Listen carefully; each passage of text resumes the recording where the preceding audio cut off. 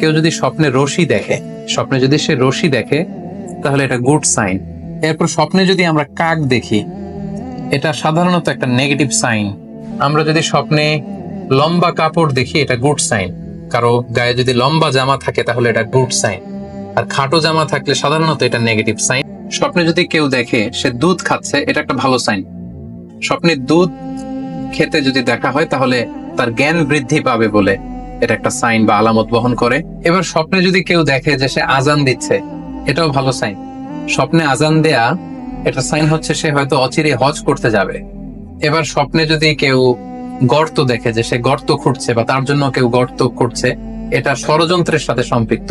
এবার স্বপ্নে যদি কেউ নৌকা দেখে বা শিপ দেখে, জাহাজ দেখে যে সে জাহাজে আরোহণ করছে বা নৌকায় আরোহণ করছে, এটা তার জন্য একটা ভালো সাইন। সে কোনো বিপদ থেকে মুক্তি পাবে বলে ধারণা করা যেতে পারে।